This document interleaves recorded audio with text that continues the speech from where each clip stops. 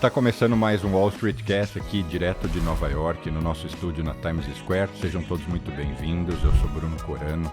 Obrigado pelo carinho e pela audiência de sempre. Para quem ainda não segue o canal, agora é a hora. Não esqueça de acionar o sininho. Para quem também ainda não me acompanha nas outras redes sociais, @Bruno Corano, eu sou bem ativo no Instagram. E vamos ao episódio de hoje.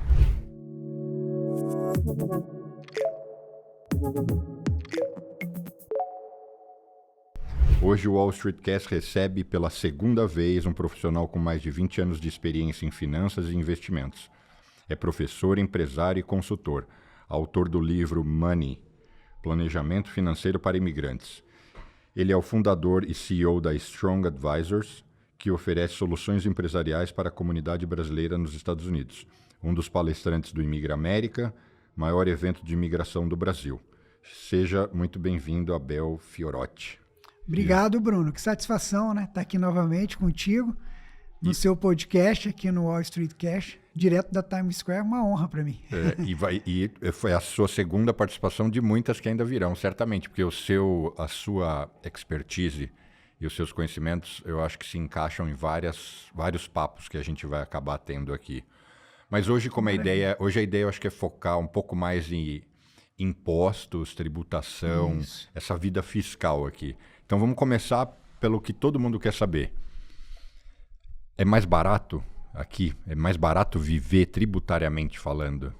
Então, depende da situação tributária de cada um. Hoje eu vou te contestar um monte. Isso, ótimo. Eu não acho que depende, eu acho que é muito mais barato, porque as pessoas tendem a olhar só a alíquota, só o imposto. Então, claro, você que vai explicar para nós. Mas eu vou te explicar por quê. Porque depende. Porque aqui nos Estados Unidos, o Código Tributário americano, ele qualifica e define dois tipos de contribuintes. Se você é um residente fiscal ou se você não é um residente fiscal. Então, por exemplo, um brasileiro investidor com muitas conexões no Brasil, renda de aluguel, renda de investimento, renda de empresa, ele entra com um processo imigratório e se torna um residente fiscal.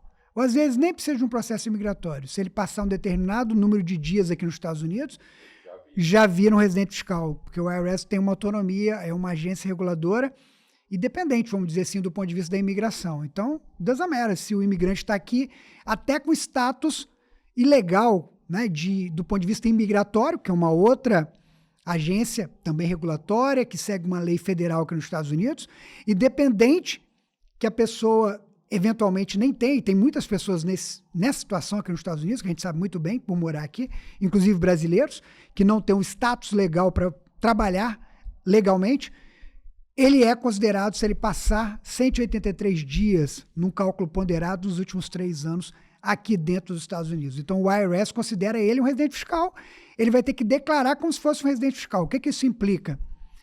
A renda tributada da pessoa que é um residente fiscal nos Estados Unidos, independente da nacionalidade, independente se ele tem green card ou não, é a renda global. É o que a gente chama de worldwide income. Isso quer dizer que o empresário brasileiro, vamos pegar um exemplo, está muito comum nos últimos anos, ele vem para os Estados Unidos num sonho de adquirir, né, de conseguir o benefício, não é adquirir, de conseguir o benefício do green card, para ser um residente fiscal. A partir do momento que ele pega, para ser um residente permanente, a partir do momento que ele pega o green card, seja aqui nos Estados Unidos, que é emitido para ele, né, o cartão ele recebe na casa dele, ou seja, ele fez um processo imigratório a partir do Brasil, onde que ele viaja para os Estados Unidos, carimbou na entrada dele no aeroporto, já ativou a residência fiscal dele. Dependendo do tipo de renda que ele tem no Brasil, a carga tributária dele aumenta substancialmente. Não é pouco, não. É muito. Porque tem itens que os Estados Unidos tributam que o Brasil não tributa. Quer um exemplo? Você é um empresário, vou falar que é muito comum, que a gente lida assim corriqueiramente. O sujeito é empresário, tem uma empresa no Brasil, e lá no Brasil tem 3 regimes tributários. O Simples Nacional, o lucro presumido e o lucro real, que é o mais parecido aqui com os Estados Unidos. Aqui não tem sistemas presumidos, como, por exemplo, no Brasil, simplificados, nada disso. A tributação aqui é sobre a renda, quando a gente fala de renda empresarial, de business, né, de negócio. Só que no Brasil, o sujeito pode ter uma empresa, por exemplo, no lucro presumido, e a tributação, que engloba vários tributos, inclusive o imposto de renda, e a contribuição social sobre o lucro, já está sobre o faturamento bruto daquela empresa. Então, a empresa paga, quando ele distribui para a pessoa física, aquele valor já foi pago a nível de empresa, ele não paga novamente. Os Estados Unidos tributam, entendeu? Seja pass-through, que é uma tributação transparente, como são as LLCs aqui, as S-Corporations, que são tipologias de negócios existentes aqui nos Estados Unidos, ou uma empresa de lucro, por exemplo, real, uma C-Corporation, que seria um equivalente também a uma empresa de sociedade anônima no Brasil. O acionista, o dono daquela empresa, quando ele tira recurso na forma de dividendo, os Estados Unidos também tributa. Então, há uma diferença e há itens que eventualmente ele não pagaria no Brasil, que ele vai pagar aqui. Por isso que é importante esse empresário, esse potencial residente fiscal aqui nos Estados Unidos, antes de tomar a decisão, fazer o que a gente sempre recomenda fazer, que é o Pre-Immigration Tax Planning, que é um planejamento tributário pré-imigratório. Tá, mas esquecendo essa dinâmica, agora eu vou fazer a contestação. Vamos lá, é bom? Por que a vida fiscal aqui... Porque, no fundo, o que as pessoas querem entender é o seguinte, eu vou pagar menos imposto? E a minha resposta sempre é muito menos. Se aí você fizer adequadamente, sim, concordo com você, né? Se você fizer adequadamente... Não, mas sem complicar, eu tenho um emprego, eu sou lavador de prato no Brasil, eu vou ser lavador de prato aqui, eu pago menos imposto aqui do que lá. Entendo. Por quê? E concordo contigo. Por quê? Porque, para começar, a gente não pode considerar só a alíquota de quanto é cobrado. Porque no Brasil, tudo bem, o imposto sobre uma pessoa que tem emprego é relativamente baixo, mas você vai no posto... 50% da gasolina é imposto. Eu entendi. Você compra bolacha, é isso. Você vai tomar um pingado na padaria, qualquer coisa, o custo de vida é tão alto e a taxação é oculta que é um abuso. Aqui é tudo barato. Eu concordo plenamente contigo, eu entendi seu ponto de vista. Sua contestação é válida e eu concordo. Por quê? Se um professor está falando... Porque a gente está falando de dois tipos de tributação. Nós temos tributação direta, tributação indireta. A indireta é sobre o consumo. Qual é o imposto de maior arrecadação no Brasil? ICMS, que é o Imposto sobre Circulação de Mercadorias e Serviços, que é o imposto indireto sobre consumo, que é o imposto de maior arrecadação no Brasil, não é nem o imposto de renda. Quando a gente engloba toda a tributação que um sujeito, classe média, um trabalhador está exposto no Brasil com os Estados Unidos, sem sombra de dúvidas, lá é mais caro. A tributação é muito maior. A carga tributária do Brasil chega próximo de 36% do PIB. Ok? Então, aqui a carga tributária americana ela é menor. Quando você fala em quando você toda fala, tributação, eu Bruno, sujeito. Produzo esse nível de riqueza por ano, não importa se é 100 mil dólares ou $1 milhão, e eu vivo, né? Eu compro desde a pasta de dente até o seguro de saúde. Se eu pôr tudo na balança, eu... Sim, quer ver um outro exemplo que eu gosto sempre de citar? O imposto sobre salários, encargos sociais, se fala no Brasil.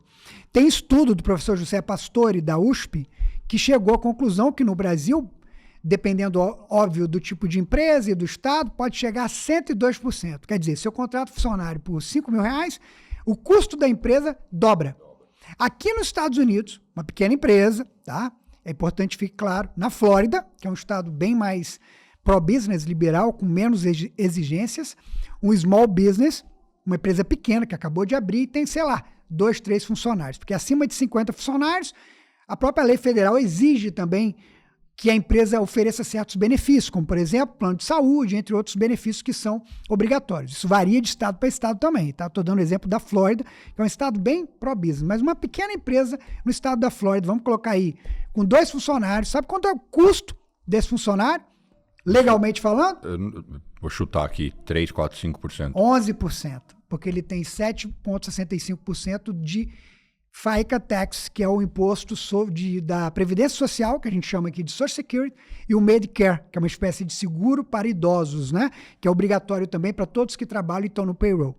A empresa desconta 7,65% do funcionário e ela contribui 7,65% para o FICA Tax, que é o Social Security e o Medicare. Ela precisa recolher em nome do 765 cada um, então 765 dá funciona. 15,3 a carga total, só que 765 é descontado, então a empresa não paga. Ele desconta 765, certo. Mas o empregador, quando eu contrato funcionário, eu sou obrigado a pagar o Unemployment Tax. Só eu não desconto do funcionário. Eu, quanto empregador, tenho que pagar o Unemployment Tax, que chega a ser 6% sobre $7.000. Até $7.000 eu pago 6%, tem a nível federal e tem a nível estadual. Então, essa conta eu fiz, eu até planilhei isso. Mas é que você tinha Pra falado Flórida. 11. 11, então, somando tudo. Mas aí você falou que é 15. Não, 15,3 a parte do funcionário e a parte da empresa. Ah, tá. Isso Ok? é quanto o governo arrecada. Exatamente. Estou Tá. falando do custo Custo para pra o empresa. empregador vai dar em torno de 11%. Tá. Ok? Para o empregador na Flórida, para uma pequena empresa. Ele não é obrigado na Flórida a oferecer nenhum tipo de benefício. Eu posso. Eu posso oferecer plano de saúde, eu posso oferecer PTO, que é Pay Time Off, né, que seria tipo um vacation, que é férias, mas não é igual no Brasil, que um pequeno empresário ele tem obrigação, 13º, ele tem 50% de férias, adicional, aviso prévio. Isso não existe em alguns estados americanos, como por exemplo a Flórida, onde eu resido. A gente já deu para ver que assim, esse assunto ele é vasto, então eu queria pegar uma área e exaurir, aí depois vamos para outra e depois vamos para outra. Excelente. Então vamos falar primeiro de pessoas físicas. Sim. No Brasil, eu sei que tem os brackets, né, os níveis, Sim. tanto aqui quanto lá. Só que no Brasil, independente do estado que você mora, esses cortes são únicos, né? Quanto o brasileiro paga de imposto? A pessoa que tem, não o empresário, que distribui dividendos, uma pessoa que tem um emprego. A tabela progressiva similar aos Estados Unidos, né? Mas, cara, eu não me recordo. Eu estou tão focado nos Estados Unidos hoje que eu não sei qual é o percentual exato do Brasil, não. Tá, e aqui? Aqui, a gente tem uma tabela progressiva que vai de 10% a 37%. Esse okay? é o federal. Esse é o federal. A nível estadual e varia. Aí, na Flórida, eu só pago o federal e mais nada. Só o federal. Aí cada estado tem uma regra, ok? Você lembra no de Brasil, Nova York? Não, eu tenho que pesquisar. Não tenho, são 50 estados. Eu posso te pesquisar, mas eu não sei de cabeça. Na Flórida não tem estadual, individual. A nível federal, vai de 10% a 37%. Para chegar nos 37%, você lembra qual é a faixa de corte? É altíssima, né? O individual passa de 400 e poucos mil dólares. Para entrar nos 37%. Para entrar nos 37%. Só que não é 37%. É isso que eu sempre explico. É um cálculo ponderado. Você paga 10% até um determinado nível de renda. Depois a diferença, você vai pagar 12% até um determinado, entendeu? Então, por isso exemplo... só com um gráfico para a gente mostrar, porque falando eu aqui... Eu tenho até vídeo no meu canal no YouTube que eu mostro o cálculo e vou mostrando a tabela. Eu já fiz esse tipo de conteúdo, entendeu? O que acontece? É uma tabela, eu planilhei no Excel e vou mostrando. Então, se você ganha 550 mil dólares, não é que você já passou. Você não vai pagar 37%, você vai pagar menos, porque as rendas inferiores você vai pagando as alíquotas menores, na média ponderada. A não ser que você tenha uma renda, assim, 2 milhões de dólares, que aí, quando você puxa, né, o desvio vai estar, para a maior parte do rendimento, vai estar em 37%. Então, você acaba ficando mais próximo do 37%. Mesmo assim, não vai chegar no 37%, entendeu? E você paga isso independente... Se eu ganho 300 mil dólares, eu já tenho que pagar esse imposto, independente se eu, na minha vida pessoal...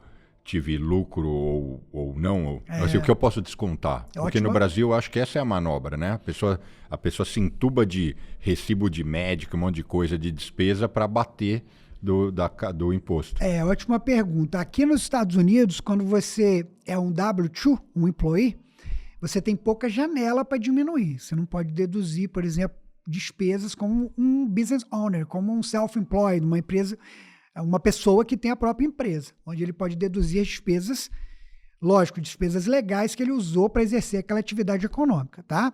No Brasil, dependendo da profissão, ele pode fazer o livro caixa e ele também pode escolher, como aqui nos Estados Unidos, uma declaração simples ou uma declaração mais detalhada, né? Aqui nós temos o Itemized Deduction e o Standard Deduction. Acontece que, com Tax Cuts Jobs Act, que foi a reforma tributária aprovada em 2017 pelo presidente Donald Trump, a Standard Deduction, como se fosse a dedução padrão, para a maior parte das famílias americanas, aumentou bastante esse valor. Então, hoje, grande parte dos contribuintes individuais dos Estados Unidos, a não ser pessoas que ganham muito, assim, bem acima da média dos Estados Unidos, eles acabam usando a dedução padrão, que aumentou consideravelmente nos últimos anos, e ela vai sendo corrigida todo ano. Em 2023, por exemplo, que ainda estamos, né, na tax season até dia 15 de outubro, a gente ainda está na tax season, que acaba, de fato, que as pessoas fazem extensão aqui, a partir de outubro. Um casal, ele pode deduzir a dedução padrão até $27.700 da sua renda para diminuir o seu taxable income, que é o seu lucro tributável, o valor pelo qual vai incidir a alíquota para pagar o tributo. Vamos fazer uma conta assim, muito simples. Eu ganho $100 mil, eu não vou pagar imposto sobre os $100 mil, eu vou descontar esses 27 mil, e aí o imposto vai incidir sobre esses 73. Ele pode, por exemplo, que é muito comum, aconteceu comigo isso, eu fui controle de uma empresa, eu tinha um W2, mas eu tinha uma empresa de consultoria, então também fazia consultoria. Então eu tive a minha renda do meu W2, eu tive a renda da minha consultoria, aí eu usei a Standard Deduction, que para mim foi mais vantajoso. Você pode também ter que fazer um estudo. Não quer dizer que você vai usar a Standard Deduction. Dependendo do seu caso, o Itemized Deduction pode ser mais conveniente. Porque eu vou conseguir pôr mais coisa lá. Por exemplo, mas você tem limites. Você só pode, dependendo do tipo de despesa, por exemplo, despesas médicas, você só pode deduzir aquilo que passou 7,5% do seu AGI. O que é AGI? Adjusted Gross Income, ou rendimento bruto ajustado, que é uma linha lá da sua declaração de imposto de renda individual aqui nos Estados Unidos, no formulário 1040. Então, por exemplo, deduzir certos tipos de impostos, só posso até 10 mil. Então, depende, tem que fazer um cálculo, entendeu? Que às vezes você pode ter muita despesa, mas existem limitações do quanto você pode deduzir. Então, não adianta, você pode vir com $100 mil de despesa, se você não vai poder deduzir, porque tem um limite daquele tipo de despesa. Então, você tem que avaliar. Tem alguma coisa que não tem limite? Você tem deduções de contribuições de caridade, que também tem limite. Se você tiver despesas médicas acima do 7,5% do AGI, você também pode deduzir bastante. Tem certos tipos de despesas. Tem sim. Pô, mas não tem jeito de uma pessoa sem o auxílio de um profissional conseguir avaliar isso. Até créditos, por isso que é importante buscar complexo. auxílio. Não é que é complexo, é simples. Hoje, um contribuinte médio que tem um W2, ele pode fazer a declaração de imposto de renda dele usando um software. Pode usar um TurboTax, até o mas desde que ela classifique corretamente quando ela for fazendo as despesas, quando ela for realizando as despesas. Isso é o bookkeeping. Porque senão depois para rastrear e organizar isso é um caos. E se for auditado, o auditor do IRS ele pode desqualificar aquelas despesas que foram categorizadas de forma errada e você tem que pagar penalidades e multas, né, em relação àquilo que você não soube categorizar. Então, simplificando, ganho 100 mil, tem algumas coisas que eu posso abater, tem coisas que não. No Brasil é igual. No Brasil você tem também alternativas que você pode usar, dependendo do nível de recibo, o quanto que você tem, o quanto que você pode deduzir, dependendo do nível de recibo. Você lembra despesas médicas, por exemplo, que pode ser Então, deduzido? hoje eu estou... É até importante você falar, meu foco hoje é 100% Estados Unidos. Eu tenho parceiros e amigos contadores. Quando eu tenho um cliente no meu escritório hoje que me pergunta do Brasil, eu direciono para colegas que estão lá, que vivem a realidade. Eu acordo, vivo e respiro os Estados Unidos. Eu ajudo o contribuinte aqui na América, tá? E trabalho em conjunto com contadores do Brasil. O Brasil está até em vias de aprovar uma reforma tributária. Agora, de fazer mudanças, inclusive rendimentos no exterior. Ela já está aprovada, né? Estão só agora regulamentando. Regulamentando para entrar em vigor. Então, sempre que eu atendo clientes, até clientes meus que têm necessidades no Brasil, eu tenho parceiros contadores no Brasil em vários estados. Da mesma forma, eles atuam com o nosso suporte quando precisam de algo aqui nos Estados Unidos. É questão de estudar qual é o melhor caminho. Quer ver um exemplo? Nessa tax season, eu atendi uma cliente lá de Wisconsin. E cada estado tem uma regra diferente. E lá tem certos créditos que ela, colocando o filho dela na creche, num daycare, porque ela trabalha numa multinacional farmacêutica, nós fizemos a declaração de imposto de renda dela, ela conseguiu um refund do estado. Mas isso Entendeu? você teve que estudar as regras daquele estado. E eu vou confessar com você, eu particularmente, é impossível você saber regras de todos os estados. Por que que nós descobrimos que ela tinha esse crédito? Porque a escola mandou para ela um certo tipo de formulário. Quando eu vi o formulário, eu fui me informar e eu vi que aquele formulário concedia para reivindicar um crédito. Então, hoje, todo cliente meu do escritório eu já pergunto, você recebeu algum formulário? Você tem filho em creche? Você tem isso? Porque certos estados, eles concedem créditos para determinados contribuintes. É um crédito estadual. Então, o governo do estado devolveu para ela e foi um valor significativo. Entendeu? Então, você tem que sempre avaliar a situação de cada contribuinte. Você pode fazer você mesmo? Pode, dependendo da sua situação tributária, não há problema nenhum. Aqui nos Estados Unidos não é nem obrigado a contratar um contador, cara, é tão liberal. Mas, dependendo da sua complexidade, dependendo do quanto você ganha, vale a pena sim contratar um profissional, porque ele vai estudar o código tributário, vai ver o seu nível de receitas, de rendimentos e de despesas, para poder te aconselhar e muitas vezes te orientar a tomar decisões que vão fazer diminuir a carga tributária. Quer ver um exemplo? Você falou, eu ganho 100 mil.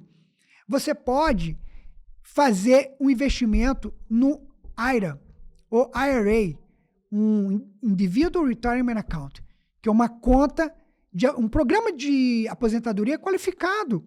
Você pode deduzir nesse ano até 7 mil dólares. Então, se eu tenho 100 mil, eu já vou ter lá um casal 29 mil e uns quebrados esse ano, mais 7 mil dólares de dedução. Desde que eles tenham mandado para essa conta, Sim, ele né? tem que contribuir, mas ele pode contribuir no ano que vem, Bruno. Essa é a vantagem. Eu estou fechando os taxas, você tem até 15 de abril do outro ano para fazer a contribuição. Só para quem está assistindo entender, isso é como se fosse um PGBL ou um VGBL, como se fosse. Basicamente é uma conta de previdência que você abre. Você abre uma conta e você classifica ela que assim, eu vou usar esse dinheiro para aposentar. Aí o governo diz, então eu vou te dar alguns benefícios fiscais. Né? Isso, exatamente. Tudo aquilo que você contribuiu, que você vai deduzir. Então, a sua base de cálculo, você falou, eu tenho... Para ficar bem simples o cálculo, eu tenho 100 mil de rendimento. Minha dedução padrão é 30. Então, eu vou pagar imposto sobre 70, correto? Tem também Qualify Business Income Deduction, se eu sou um self-employed, então uma empresa de consultoria, eu vou ter também 50%, 20%, perdão, de dedução sobre a minha receita como self-employed. Então tem outras deduções, mas para simplificar, 70%. Se eu contribuir para um IRA, eu e minha esposa, 14 mil dólares. Porque mesmo que a sua esposa não trabalhe, você pode fazer a contribuição em nome dela e você deduzir, sabia? Mesmo que ela não trabalhe. Você pode, é permitido pelo código. 401k é diferente? Não, o 401k ele tem um limite até maior, mas ele é diferente. O 401k é um programa qualificado. Para quando você tem emprego. Quando é a empresa que oferece, tá? Isso, o IRA é você que faz, você mesmo vai lá e escolhe fazer. E escolhe. Agora, o 401k, o seu empregador, eu vou trabalhar. Eu já tive um 401k, mas hoje eu tenho minha própria empresa. Então, o empregador, ele vai e oferece o plano. Mas se você sair dessa empresa, você pode fazer um rollover, que é uma transferência do saldo que você tem daquele programa para um IRA, por exemplo. Então, vamos lá. Pessoas físicas, a gente explorou que ela tem esses níveis de contribuição. Em alguns estados não paga mais nada, em outros vão ter impostos estaduais e até municipais, que é o caso de Nova York, que é um estado bem mais caro, mas... consequentemente também onde se paga muito melhor, né? Tem salários onde tem um custo de vida maior, né? Os estados do norte, quase todos eles aqui, ó, Connecticut, New York, Filadélfia, Massachusetts, todos esses estados têm impostos estaduais. Aqui nos Estados Unidos são poucos, né, que não tem. A Flórida não tem, o Texas também não tem, enfim. Aí, esquecendo essa parte, esquecendo a parte, ok, isso é o meu emprego. Quando eu sou um consumidor ativo, aí a redução de carga tributária é monstruosa. Quando você é um consumidor ativo, É, em o que que eu quero sentido? dizer é o seguinte, não importa se eu recebo o meu dinheiro porque eu trabalho ou se é porque o meu pai me dá uma mesada. Eu vou gastar esse dinheiro. Ah, tá. Com o mesmo, Ok. com os mesmos, esquecendo que tem variação cambial, com o mesmo dinheiro aqui você compra mais coisa porque as coisas custam mais barato, Sim. porque a carga tributária é menor. O efeito da tributação é muito menor, o poder de compra é maior. O seu dinheiro rende muito mais aqui, absolutamente. Se você fizer comparação, eles usam o Big Mac como um fator de poder, paridade de compra, né? Ué, uma pessoa que ganha um mínimo aqui compra quantos Big Mac? Compara com o Brasil. Uma pessoa que ganha um mínimo aqui compra um iPhone trabalhando quantos dias comparado com o Brasil? Sem sombra de dúvidas, a Hoje- diferença é abissal, né? Não tem nem Hoje eu vi condição. na rede social um vídeo de um brasileiro brincando assim, um cara que tem um emprego normal, e falando, vou passar uma semana em Nova York. E aí ele usa como base de cálculo o quanto ele ganha por hora. Então ele fala assim, 2 passagens para mim e para minha esposa, equivale eu trabalhar 24 horas. Mas o hotel é como se eu tivesse que trabalhar mais 18. Enfim, ele faz lá as contas dele e fala, se eu trabalhar então 100 horas, que é menos de 2 semanas, eu vou para Nova York, compro o ticket de teatro, né. Aí ele fala, ok. Aí ele falou, meu irmão que trabalha no Brasil, lógico, não é nem vir para Nova York. Se ele quiser ir para uma outra cidade, ele tem que trabalhar 5 meses para pagar a mesma viagem, uma viagem semelhante. Tem que planejar bem, né? É. Porque é mais acessível as coisas aqui. Ele trabalha menos de 2 semanas e consegue viajar uma semana em Nova York. E o irmão no Brasil tem que trabalhar 5 meses para fazer uma viagenzinha assim, local, mequetrefe. Pois é, não. É até injusto comparar quando a gente faz uma comparação de poder de compra de quem mora nos Estados Unidos para quem está no Brasil, né? Porque aqui é muito mais acessível. Aqui um jovem começa a trabalhar, jovem, que às Isso é vezes está outra na coisa, né? faculdade. Isso é outra coisa. Ele já tem o carro dele, ele vai ter o iPhone que ele quiser, ele vai usar o tênis que ele quiser. É tipo assim, é muito mais acessível, não tem nem como comparar. Eu não sei se você tem essa informação, aqui é permitido trabalhar a partir dos 14, né? É legal. É, legal. Depende do estado, também é uma lei estadual, mas a maior parte dos estados, até a lei federal, preconiza acima dos 14 anos. É legal trabalhar sem problema nenhum. No Brasil é proibido. Inclusive você tem incentivos para contratar os seus filhos. Você tem imposto, tá, gente? Que está me assistindo. Você tem tax free. Você pode contratar, por exemplo, que você tem uma empresa, você e sua esposa, uma partnership, por exemplo, e vocês contratam seus filhos. Você tem benefício do payroll tax contratando eles. Eles não vão estar incidindo. Então você tem meio que tax free contratando os filhos acima dos 14 anos. Por que eu estou dizendo isso? Uma vez eu viajo aos Estados Unidos dando palestra e veio uma senhora falar comigo que ela viu na internet alguém falando sobre isso e se ela podia contratar a filha dela. Eu falei, ok, sem problema. O problema é que a filha dela tem 6 meses. Aí não dá, né, gente? Não dá para contratar uma filha de 6 meses porque não vai conseguir exercer nenhum tipo de atividade laboral. Isso é contra a lei, pelo amor de Deus. Então tá, então aí o meu custo de vida é mais baixo. Aí vamos para o lado quem é empresário. Nesse ponto, eu já vou até me antecipar e você vai dizendo se eu estou errado. Nesse ponto é conveniente o Brasil, porque a carga tributária é mais difícil fazer a empresa dar dinheiro, porque ela é sufocada de tributos. Mas caso ela dê dinheiro, é mais barato pro dono se apropriar dessa grana. A fazer a transferência, ele teria Distribui, teoricamente, né, ele tem dividendos.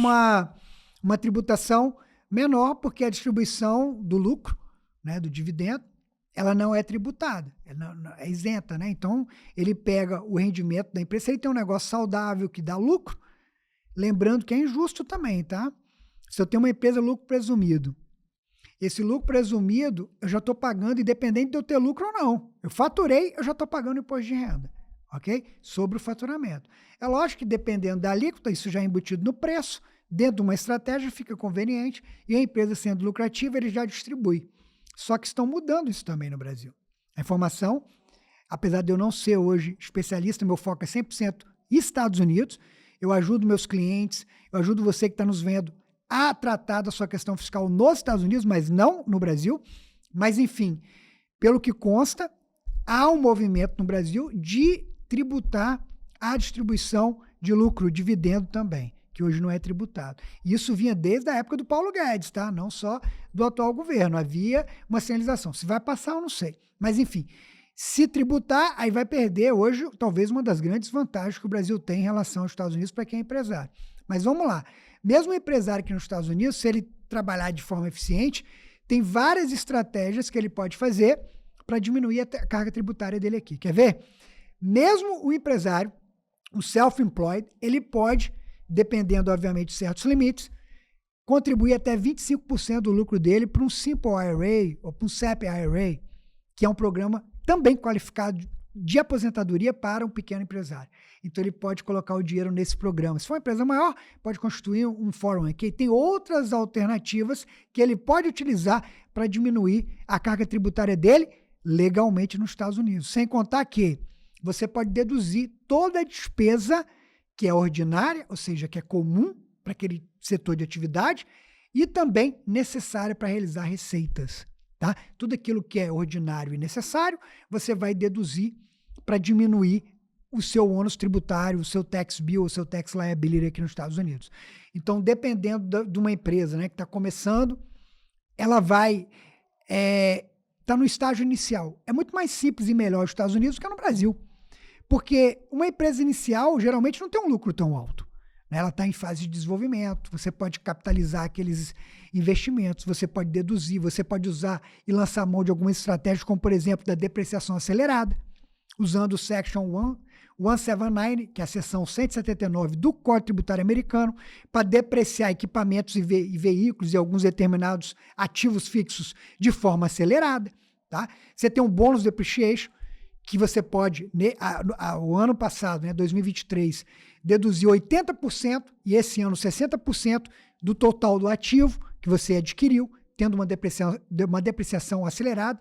Vários clientes, Bruno, para você ter noção, quando eles lançam mão desse tipo de estratégia, ele diminui o tax liability a ponto de não pagar nada. Um exemplo, uma cliente nossa do escritório, ela estava com um lucro em torno de $16 mil. Por mês ou no ano? Não, no ano. É uma pequena empresa, uma pequena senhora que faz estamparias, vende camisas e tal na internet. $16 mil. Ela foi e comprou uma máquina. Essa máquina, ela deu um down payment, acho, de $1.600 e financiou o resto, $20 mil. Nós aproveitamos 100% do valor da máquina como depreciação. Quer dizer, ela fechou, fiscalmente falando, no prejuízo. Quanto que ela pagou de imposto? Zero. Entendeu? É assim que funciona aqui nos Estados Unidos. Então, no Brasil, isso não é permitido? Se é um lucro presumido, não.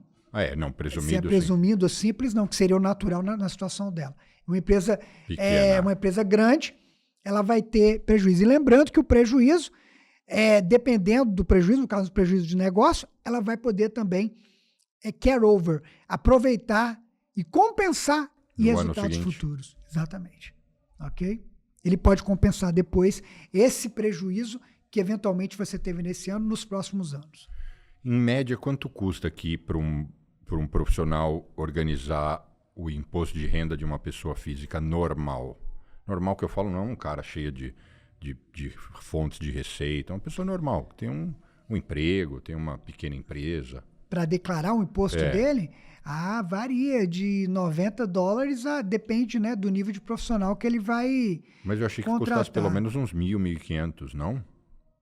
Não, necessariamente. Se ele for organizado, ele mesmo fizer o bookkeep, ele pode simplesmente contratar um software e fazer o encaminhamento da declaração dele, se ele fizer.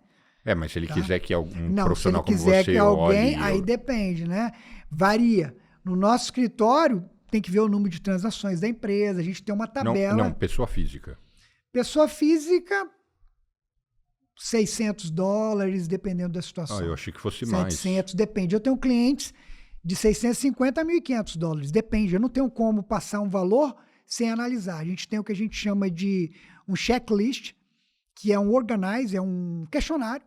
Por exemplo, eu mandei para você, Bruno. Aí você vai colocar Bruno, Social Security, seu endereço, vai me dizer todos os formulários que você recebeu. A partir daquilo que você me deu de informação, eu volto com você com uma proposta do quanto seria. Então, às vezes, o Bruno trabalha numa grande empresa, tem um W2, comprou um veículo, comprou uma casa e tal. Não é uma declaração tão complexa. Às vezes o Bruno tem muito mais transações, o Bruno tem renda de aluguel, o Bruno tem renda de investimento, então varia. Como a gente diz aqui nos Estados Unidos, time is money.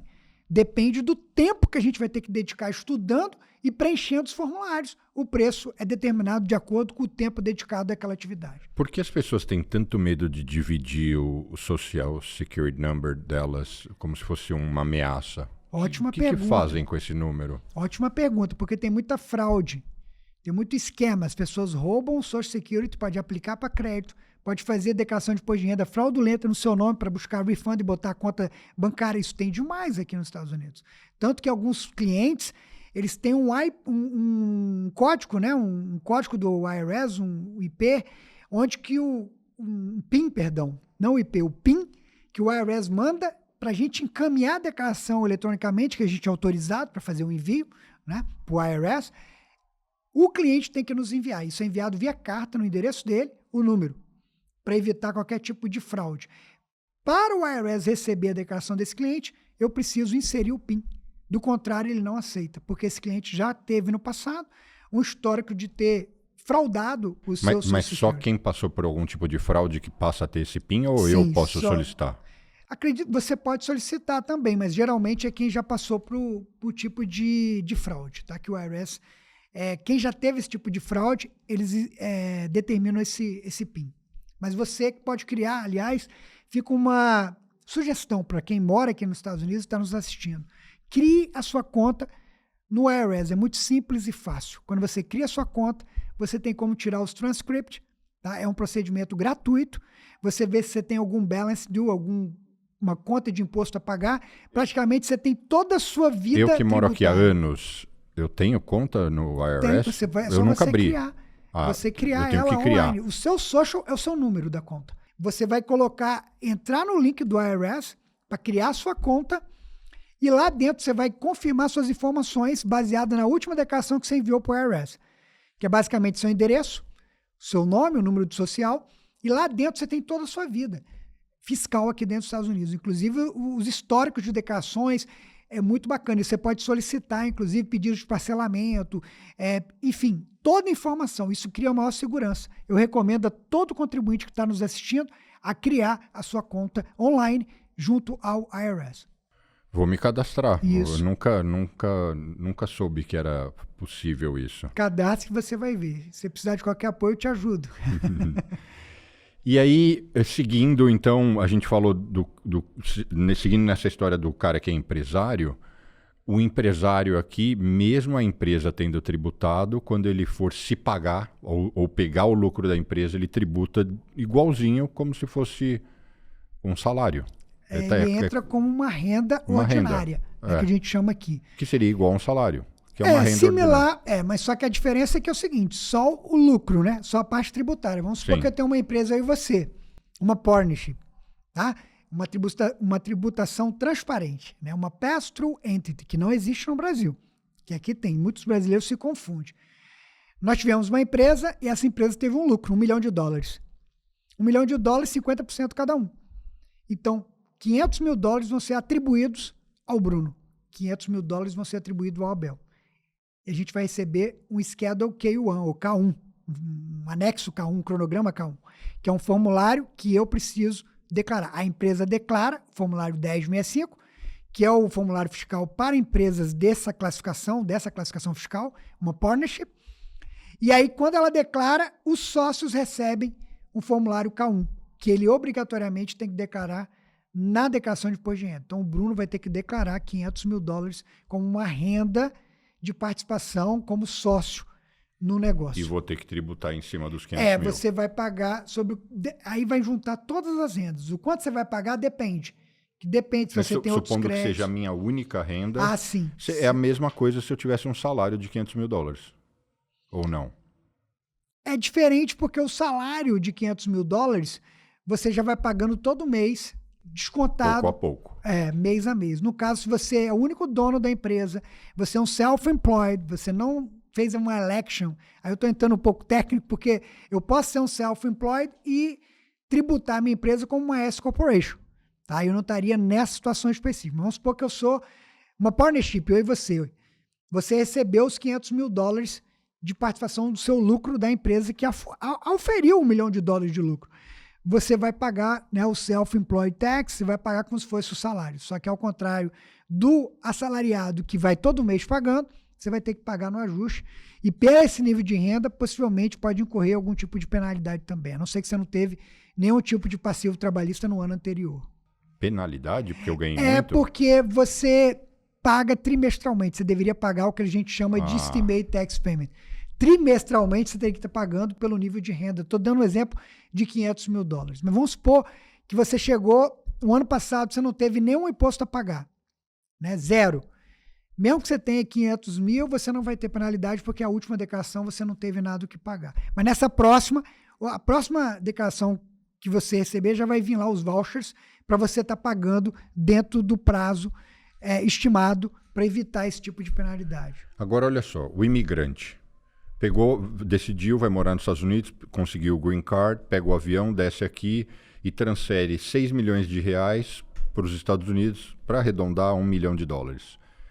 E pôs $1 milhão na conta e falou, vou começar minha vida. Sim. Esse dinheiro não é renda? Não. Se esse dinheiro já foi tributado nos Estados Unidos, se esse dinheiro já foi tributado no Brasil, ele tem laço. Se ele só transferiu, não. Ele já tinha esse ativo. Esse ativo então, já era dele para eliminar. A conta dele começa assim, eu cheguei aqui, eu sou um cara de $1 milhão, vou começar minha vida. Só que sobre o rendimento de juros e eventuais dividendos... Aí sim. Tem. Aqui a gente não declara igual no Brasil. Bens... eu tenho um carro, eu tenho uma moto, eu tenho, sei lá, $1 milhão no banco. Não, a gente não declara. Nos Estados Unidos a gente só declara renda. Por exemplo, eu tinha no Brasil $1 milhão, $2 milhões, whatever. Eu trouxe para cá antes de eu me tornar até residente fiscal, ou me tornei, desamera. O dinheiro é meu de antes, eu ganhei ele antes. Esse dinheiro é antes de eu me tornar um residente fiscal americano. Eu transferi o dinheiro para cá. A partir desse momento, esse dinheiro começou a render. Sobre o rendimento, sim, mas somente a transferência de ativo não implica nenhum tipo de tributação nos Estados Unidos, não. 2 anos depois, eu ainda tenho mais $6 milhões e vou transferir mais uma vez, ou seja, mais $1 milhão. Mas é um dinheiro que também já tinha sido tributado. Se o dinheiro já está lá no Brasil e é seu, não. Só que, a partir do momento que você se tornou um residente fiscal americano, você é obrigado a informar tudo que eu tenho. Que você tem, que chama o FBAR, e outros formulários adicionais, tem o FACTA, né? Até os bancos informam para o governo americano, se você tiver mais de $50 mil, o seu banco informa para o governo americano. É uma lei global, que o Tesouro americano obriga que os bancos oferem. Então, eles já sabem que você tem mais de $50 mil. Então, o que você tem que fazer é procurar o seu contador, seu tax preparer, seu tax advisor, e falar com ele que você tem contas no Brasil, que você tem mais de $10 mil, tá? Quem tem mais de $10 mil é obrigado a informar esses fundos aqui nos Estados Unidos, entendeu? Então você tem que... Isso vai pagar mais imposto, Abel? Não! Você só vai informar, não quer dizer que você vai pagar imposto, mas o governo americano quer saber. Então ele já sabe. Eu disse para o governo americano que eu tenho $10 milhões no Brasil. Então a hora que eu transferir não há problema nenhum. Você já informou, inclusive, que você tem. Agora, você não informar e começar a trazer dinheiro, aí sim, o governo americano pode achar suspeito. Por quê? Porque você, poxa, ele nunca informou esse dinheiro, pode ser que você tá tendo receita e renda lá. Então, já é uma suspeita, eventualmente você pode ser até auditado, porque você é obrigado, e as penalidades são altíssimas para contribuintes internacionais nessa situação. Se você tem mais de $10 mil no Brasil, muito importante informar para o seu contador para você para você preencher e reportar adequadamente esses valores, esses ativos aqui nos Estados Unidos, tá? Não vai implicar necessariamente pagamento de tributo, tá, gente? Muita gente fica com medo. Não vai implicar pagamento de tributo, mas você é obrigado. Tanto que nem vai para o IRS. Esse formulário, ele é reportado para o Departamento de Tesouro, o FinCEN, tá? Que é o órgão do governo americano que controla eventuais esquemas de lavagem de dinheiro, tráfico e etc. Então, por isso que o governo americano exige que todo residente fiscal reporte suas contas internacionais que tenham ativos acima de $10 mil qualquer dia do ano, tá? Porque tem cliente que fala assim, comprei uma fazenda no Brasil, ele pegou e transferiu. $200 mil para pagar lá o down payment da fazenda que ele comprou. O dinheiro entrou num dia na conta dele, no outro dia ele transferiu para pagar a operação. Um dia que seja, você é obrigado, é o que está na lei. Aí você tem que reportar. Qual a diferença de abrir uma LLC, uma S-Corp ou uma C-Corp? Ótima pergunta. A LLC é uma estrutura muito adequada para fornecer proteção, tá, para o indivíduo. Porque aqui nos Estados Unidos você não precisa abrir uma empresa. Vamos supor, eu, Abel e Bruno vamos montar um negócio juntos. Nós podemos montar o que a gente chama de partnership, uma parceria de negócio. Que nem ao menos precisa ter um contrato por escrito. Pode ser verbal, sabia? Isso é possível, isso é legal aqui nos Estados Unidos. Eu e Bruno. Abel, você recomenda? Não, nunca façam isso, pelo amor de Deus, nunca. Façam um contrato, procurem um advogado e façam um contrato muito bem redigido. Quando você registra uma LLC, é uma empresa onde você obrigatoriamente tem que registrar ela, em algum estado americano, ela te fornece proteção contra a liability. Ela separa a pessoa física do Abel ou do Bruno da jurídica. Dá para o jurídico. Então é importante. Só isso, na minha opinião, como empresário, tô no céu. E qual que é a vantagem da LLC? Flexibilidade. Ela tem um baixo custo de manutenção, que ela é mais simples, tá? E ela te dá flexibilidade. Uma LLC, ela pode ser tributada de 4 maneiras, tá? Se eu registro uma LLC, eu, Abel, como único dono, a classificação fiscal padrão é de um sole proprietor. O IRS diz o seguinte: tudo que você fizer com a sua empresa, que é uma LLC de único dono, a gente chama de Single Member LLC, você vai declarar no próprio formulário seu de declaração individual, formulário 1040, ok? Mas eu posso fazer uma election para ser tributado como uma S Corporation ou como uma C Corporation. E se eu tiver uma multi-member, eu e Bruno fizemos uma sociedade, montamos uma LLC na Flórida, aqui em Nova York, whatever. 50% cada um. Então, essa é uma multi-member LLC. A classificação fiscal padrão é uma partnership. Então, o IRS espera que a nossa empresa declare o formulário 1065. Tá bom? Ele espera que a gente encaminhe esse tipo de declaração. Mas eu sou obrigado a declarar dessa forma? Não.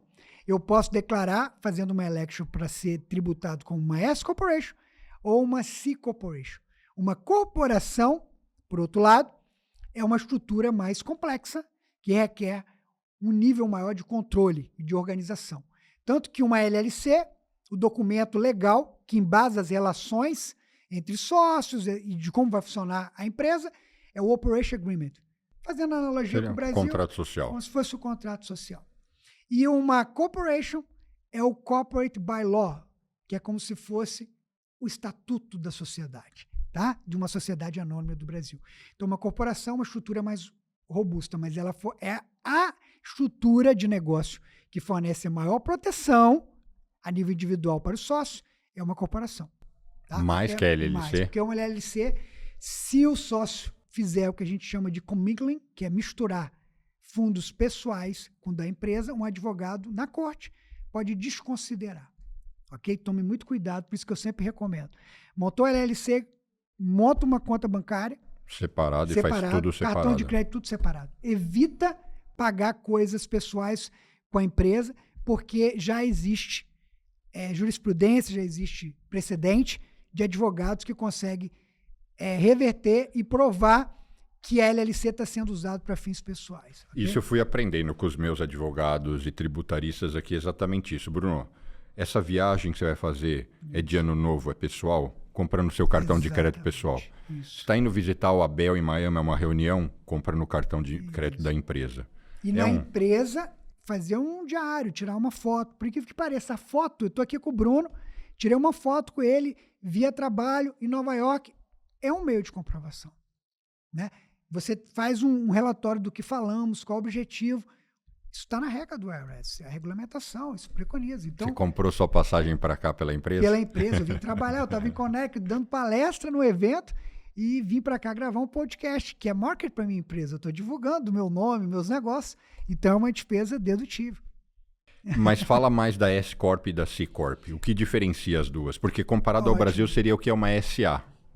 Uma S Corporation nem tanto, tá? Uma S Corporation, uma LLC pode ser tributado como uma S Corporation e uma C Corporation também pode fazer uma election. A S-Corporation, a minha empresa hoje é tributada como uma S-Corporation. A gente costuma recomendar... Embora ela seja uma LLC. É uma LLC, mas a minha classificação fiscal é de S-Corporation. Por quê? Porque ela tem vantagens tributárias no que diz respeito a self-employment tax, sobre o lucro da minha empresa. Ao ser um S-Corp shareholder, que é o meu caso, eu obrigatoriamente tenho que estar no payroll. Então, eu sou funcionário da minha própria empresa. Só que eu tenho um salário pré-estabelecido. Mas minha empresa vai dar um lucro acima do meu salário. Sobre essa diferença, eu não preciso pagar o self-employed tax, que são 15,3%. Então, eu acabo economizando e dependendo da situação, uma estrutura mais vantajosa. No meu caso, para grande parte dos meus clientes. Qual é o inconveniente de uma S-Corporation? Ela não aceita sócio estrangeiro. Então, se eu quiser ter um sócio que é não residente dos Estados Unidos, eu não posso ter. Eu achei que isso era só para C-Corp, não para S-Corp. Ou é o oposto? É o oposto. A C-Corp é a estrutura usada pelas grandes companhias aqui nos Estados Unidos. A Apple, a Coca-Cola. É a estrutura adequada para atrair investidor de qualquer tipo, de qualquer lugar do mundo. Entendeu? A C-Corporation. A C-Corporation, ela tem o double taxation. Ela paga o corporate income tax, uma S-Corporation não paga, quem vai pagar é o dono, como se fosse uma partnership, esse lucro é atribuído, tá? E ela tem esse benefício de economia do self-employment tax. Mas a C-Corporation, ela vai pagar uma taxa a nível federal de 21%. Cada estado também tem impostos adicionais. Por exemplo, até a Flórida cobra as corporações. A Flórida, que não cobra individual, ela cobra o corporate income tax para corporações que estão estabelecidas na Flórida. Então, praticamente todos os estados americanos... Ela cobra só da C-Corp? Só da C-Corp. Da S-Corp, não. Da S-Corp, não. E a sua operação é uma S-Corp? S-Corporation. Então, eu não incide, para mim, uma tributação a nível estadual. Porque, na verdade, quem paga o imposto da S-Corporation? O indivíduo. Como a Flórida não tributa o indivíduo, sim, eu estou isento. Mas a C-Corporation só para... Mas a C-Corp só faz sentido, então, para quem vai ter muitos sócios, abrir capital... captar recursos de investidores. Para quem é residente fiscal nos Estados Unidos, alguns casos pode fazer sentido, né, quando tem sócios estrangeiros, mas há um double taxation, porque como é que você tira o dinheiro de uma C-Corporation? Você trabalhando, você é um executivo, um officer, um presidente, um CEO, né, vai ter um salário e você vai receber dividendos. Recebendo dividendos, você vai ter que declarar no individual e vai pagar de novo. E a empresa já pagou. Ela paga 21%, um flat fee, né, um flat rate, perdão, a nível federal. E cada estado você tem alíquotas adicionais também. Então, dependendo, vamos falar aí em torno de 26%. Grosso modo, falando a nível geral aqui nos Estados Unidos. E quais são as coisas que têm isenção fiscal ou que o tributo é muito pequeno que te chamam a atenção aqui nos Estados Unidos? Eu vou lançar a primeira e você fala a segunda. Não tem IPVA. Praticamente quase todos os estados não têm IPVA. E depois, por exemplo, aqui, né? Nova York, New Jersey, esses estados aqui.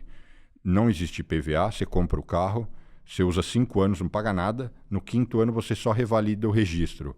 E é pelo peso do carro. Ou seja, pode ser uma Porsche de 300 mil ou um Honda velhinho de 15 mil dólares, você vai pagar 45 por ano e mais nada. Então, é muito acessível, né? Você pode ter uma Ferrari, um Lamborghini, você vai pagar $100, nem isso. Não, é pelo peso, é barato. De registration, mas varia, então.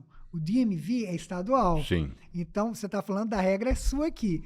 Na Flórida é um pouquinho diferente. Como é na Flórida? Na Flórida tem o registration, você todo ano tem que renovar, mas é coisa de $80, $100. Todo ano? Todo ano. Você pode fazer para 2 anos também, entendeu? Mas é um valor assim, comparado ao valor do carro, é penalty. Não é um IPVA. É uma FII. É só para manter o registro. Exatamente, só para manter o registro do carro ativo. Qual outra coisa que te chama atenção aqui? Quer ver um exemplo? Se você investir aqui nos Estados Unidos em municipal bonds, que são títulos de cidades, condados para fazer melhoramentos naquela cidade, eles se financiam, né, colocando esses títulos no mercado. Você compra esses títulos, você não paga imposto, são isentos, 0. Se eu comprar, por exemplo, fazer uma carteira com vários municipal bonds, que pode ser títulos estaduais, do condado, até mesmo da cidade de Nova York, eu não pago imposto nenhum. Isso é 0, você tem isenção total no pagamento do recebimento de juros quando você faz esse tipo de investimento. Isso não vale para Treasury Bills? Não. Isso é... Só municipal. Municipal bonds, você que tem para títulos do condado. É uma forma de incentivo também, né? Uma forma de incentivo. Mas dependendo da taxa de juro, vale a pena, né? Dependendo, tem que avaliar. Aí você vai saber melhor do que eu. Porque você não vai ter o custo do imposto, né? Você vai ter que ver o cálculo efetivo para ver se vai valer a pena ou não. Dependendo da curva de juros, aí tem que estudar. Às vezes fica atrativo. O que mais que te chama a atenção aqui? Alguns estados dão, né? Algum tipo. Aqui também tem grants. Você tem alguns anos, o governo beneficia o aumento de dedução, para você poder deduzir mais também, que vai diminuir, né, o seu taxable liability. Tem várias estratégias que a gente pode adotar para diminuir a sua carga tributária, sim. E, cara, lembrando assim que eu lembrei do Municipal Bonds, né, que você não paga, tem FIIs e o ambiente de negócio, ele é muito mais favorável, é menos burocrático. E aqui é um sistema de honra também, tá, Bruno? Isso é importante eu frisar. O que seria isso? Até que se prove o contrário, tudo aquilo que você reportou é verdadeiro. Tá? Eles acreditam, tudo aquilo que você colocou lá é verdadeiro. A não ser que você seja auditado e você vai ter que comprovar. Por isso que é importante que você tenha documentação. É diferente do Brasil, que... Eu me lembro, no Brasil, você tinha uma empresa, tinha lá o Sintrega, que eu brinco até, se entrega, né? Se integra, mas se entrega. A Receita Federal tinha um sistema dentro da loja do cara para saber o quanto que ele estava vendendo. Tinha uma tal de substituição tributária que recolhia antecipadamente, sem vender o produto. Tipo assim, o Brasil é um verdadeiro manicômio tributário. Quando você compara com os Estados Unidos, tipo assim, são mundos totalmente diferentes. E eu acredito porque eu lido com vários colegas lá do Brasil que são contadores, que tipo assim, estão já extasiados que não aguentam mais. E quando eu começo a falar como funciona os Estados Unidos, eles falam, é inacreditável, tá? É anos-luz diferente como funciona o ambiente regulatório de tributação nos Estados Unidos comparado com o Brasil. Não tem nem anos-luz à frente. O que é o planejamento tributário pré-imigratório? Pois é um documento super importante, principalmente para você que está pensando em mudar para os Estados Unidos. Aí é um planejamento. O que é planejar? Planejar é decidir antecipadamente. Decidir hoje em relação ao meu futuro. Se você está mudando de país, quem faz um planejamento imigratório, pré-imigratório tributário? Quem está pensando em vir para os Estados Unidos e mudar de vida. Esse é um estudo que basicamente vou procurar simplificar, porque é um estudo bem detalhado, compreensivo. A gente pega os 3 últimos anos de declaração de imposto de renda do contribuinte do Brasil e a gente simula, planilha mesmo, uma planilha grande, eu apresento para o meu cliente, para o potencial imigrante, né? Qual vai ser o impacto tributário se ele não fizer nada? Vamos supor, o Bruno é um empresário, ele tem renda de aluguel, ele é industrial, ele tem lucro, a gente planilha tudo, é bem detalhado isso, joga no Excel e vou falar, ó, se você não fizer nada, você vai pagar tanto de tributo. Agora, se você fizer isso, você já vai dar esses caminhos. Já, o planejamento é justamente, analisa, faz um diagnóstico e apresenta cenários. A gente faz de 3 a 5 cenários com soluções ou recomendações do que aquele contribuinte pode fazer para minimizar a carga tributária. E o que é, financeira. Se você fizer isso e aquilo, por exemplo, Bruno, tira essa empresa do seu nome e deixa no nome da tua irmã, abre uma trust. Quais são as possíveis saídas que existem? Porque, no fundo, eu sei que, de alguma forma, você vai querer, não vou dizer ocultar, mas você quer que eu pague menos imposto. A gente vai buscar estratégias legais, né? No caso que o IRS e que o próprio sistema regulatório americano aceita. A gente trabalha com estratégias legais. Essa questão de transferir e ocultar ativos, jamais, gente. A gente é fiduciário aqui nos Estados Unidos, jamais a gente vai correr o risco até de perder licença de forma alguma. Então, eu sei que tem algumas pessoas que buscam isso. Mas quais são as possíveis certos tipos saídas? De elections, entendeu? Voltando, eu faço um disclaimer, eu não estou dando nenhum tipo de recomendação, porque um podcast é muito genérico. Para a gente fazer um plano, a gente precisa entender de forma aprofundada a situação tributária e financeira de cada contribuinte. Então, eu não estou dando a consultoria para ninguém, nem deve, baseado no que eu estou falando, executar. Eu já faço um disclaimer aqui, O porque que é isso uma é muito election? sério. Uma election é um pedido para o IRS, por exemplo, para determinadas empresas do Brasil serem tributadas de determinada forma. Existe o check the box, onde eu pego uma situação de uma empresa brasileira e vou tributar como se fosse uma pass-through aqui dos Estados Unidos. Eu posso abrir uma corporação no estado aqui, amigável nos Estados Unidos, e os ativos do Brasil pertencerem a essa corporação americana. Então tem muitas Tem muitas manobras. janelas. Aí que tá. Vai variar e cada uma delas tem um custo. E quando Por o isso cara... que eu não decido, Bruno. Eu passo cenários. Eu chego para o meu cliente e falo, ó, você tem esse cenário que a sua carga tributária vai ser essa. Vai aumentar ou não, dependendo da situação.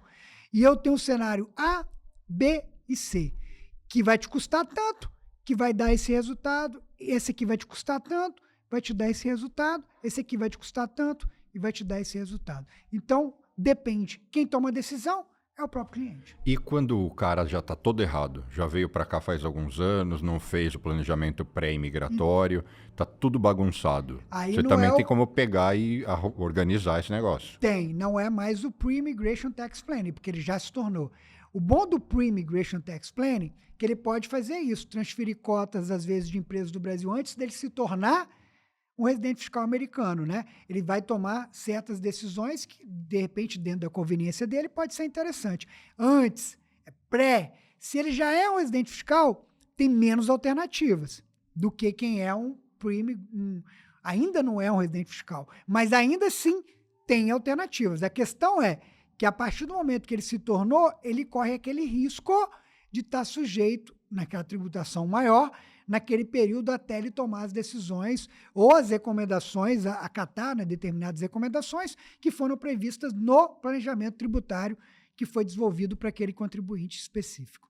Aí, olha só, o cara está aqui há alguns anos e ele nunca tributou corretamente uma pequena empresa que ele tinha no Brasil e ele fala, quero regularizar. É igual no Brasil? Dá para sair retificando tudo? Dá, sim, sem problema nenhum. Todas elas para trás. Inclusive você que está aqui nos assistindo e que tem, Bel, eu sei que eu tenho contas no Brasil. Eu posso fazer retroativo, sem problema nenhum. Porque sabe o que eu vejo? Não é nem um amendment, você pode declarar, desculpa, o amendment é retificar. Se você declarou, vamos supor que o Bruno, ele vem declarando nos Estados Unidos durante os últimos 5 anos. Aí ele agora se conscientizou, vamos dizer assim, caramba, eu tenho empresas que eu acho que não estou declarando adequadamente do Brasil. A gente pode fazer uma retificação, que é um amendment nesse caso, e retificar as declarações dos últimos anos, sem problema nenhum. Porque o que eu vejo aqui, e você conhece muitas pessoas mais do que eu, tem muito empresário aqui na área de construção, brasileiros empresários na área de construção civil em Massachusetts, que eu conversando com eles têm uma empresa que dá dinheiro, eles têm uma vida boa, e eles me confidenciam como amigo, não é nem... muitas vezes até por ingenuidade, não é que eu saio perguntando e eles vão respondendo. E você tributa as coisas daqui? Sim, tributo. E no Brasil, o que você faz? No Brasil eu comprei um posto de gasolina e depois comprei um negocinho para minha mãe, mas tá no meu nome, eu tenho uma casa de aluguel. E isso, você tá pondo na tributação aqui? Não, tá separado. Eu falo, mas você sabe que não tá errado, né? Tá errado. Então, às vezes, não é nem intencional, mas tem muita gente que a coisa tá bagunçada. Não é intencional, eu tenho certeza que muitos realmente não sabem, só que o Código Tributário americano está lá escrito. O desconhecimento da lei não te exime de cumpri-la. Então, o que quer dizer? Se ele for auditado, ele vai ter um problema. Sim. Ele vai ter que declarar, enfim. Quantos anos para trás vai retroceder a fiscalização? Porque no Brasil é até 5 anos, não? Então, ótima pergunta, que a gente chama de Statute of Limitation. Nos Estados Unidos são 3 anos, padrão. Os últimos 3 anos a partir da declaração. Por exemplo, declarei nesse ano em abril de 2024 a declaração de 23. Então, eu tenho 24, 25, 26 e 27. O IRS tem até 2027 para declarar. Para questionar. Para questionar, para fazer para auditar, não para declarar. Eu declarei, o IRS vai te auditar. Só que, se você fizer omissão de receita acima de certos limites, mais de 25% de receita que eu omiti, eles podem voltar mais 6 anos. Ok? Se, sei lá, por uma eventual auditoria, ele descobriu que você tem ativos no Brasil que você não declarou. E esses ativos são substanciais. Ele pode voltar mais 6 anos. E se ele descobrir que houve fraude, não expira. Se você tem uma declaração fraudulenta, ele tem que provar. Neste caso, o IRS vai ter que provar que sua declaração é fraudulenta. Aí ele pode voltar toda a sua vida de contribuinte. Mas, grosso modo, são 3 anos. O prazo de prescrição, né, que a gente chama aqui nos Estados Unidos. Abel, eu acho que como última pergunta, vamos falar um pouco sobre tributação sobre herança. Porque os brasileiros morrem de medo e nas redes sociais fala o seguinte, se você colocar dinheiro lá e você morrer, vão tributar 40%. Aí eu falo, pera, não é bem assim, é acima de $60 mil, mas depende de uma série de coisas e só alguém que não se preparou que vai incorrer nessa tributação. Faz sentido? Exatamente, é uma ótima pergunta e muita gente se depara com essa situação, né? Aqui nos Estados Unidos nós temos o State Tax, não é o Income Tax, que é o imposto de renda, é outra tributação, seria um imposto sobre a herança, né? Sobre quando a pessoa morre e vai passar os seus bens para os seus sucessores, seus filhos e herdeiros. Aí tem 2 questões, quem é residente fiscal, quem não é residente fiscal. Quem é residente fiscal existe uma isenção, lifetime. Por exemplo, eu sou um green card holder no momento. Então, eu tenho até mais de $13 milhões. Eu achei que era 12 e pouco, aumentou? 12,92 para 2023. Então, agora já passa já aumenta, de 13. todo ano é corrigido. Então, passa de 13, ok? Todo ano é corrigido pela inflação. Para o ano fiscal de 2023... Então, no seu caso, vai sobrar pouco para a Roberta pagar. E é o casal. É 12,92 por pessoa. Um casal chega a $25 milhões. Entendeu? Entendi. Um casal chega a $25 milhões. Então, para quem tem um patrimônio, é residente fiscal americano, tem um patrimônio menor, casal com menos de $25 milhões de patrimônio, paga nada. Não tem preocupação, porque não precisa de offshore, nada. Por quê? Porque vai estar dentro do limite de isenção. Agora, se você tem um patrimônio acima de $25 milhões, o casal, aí já vale a pena contratar um advogado para fazer um planejamento sucessório adequado. Existem certas estruturas, não é minha área, é uma área mais de advogados. Mas vamos falar de não residente. Que eu acho que é a maioria de quem vai nos assistir. Que é a maioria que vai nos assistir. O cara vem e compra um imóvel aqui no nome dele. Ou põe dinheiro. Ou põe dinheiro numa conta de investimento. Existe uma isenção para não residente de até $60 mil. Então, olha só, residente fiscal, mais de $13 mil. 13 milhões. 13 milhões de dólares, perdão. Mais de $13 milhões. Um não residente, $60 mil. Se você tem $1 milhão de patrimônio nos Estados Unidos, no eventual sinistro você vir a falecer, $940 mil você vai ter que pagar o State Tax, que é uma alíquota de 40%. Mas é 40 ou chega a 40%? Pode chegar a 40%. Ela é igual, ela vai crescendo, né? Dependendo do rendimento, ela vai chegar até 40%. Então, o que acontece? É importante que esse não residente tome certas precauções e existe como se proteger, tá?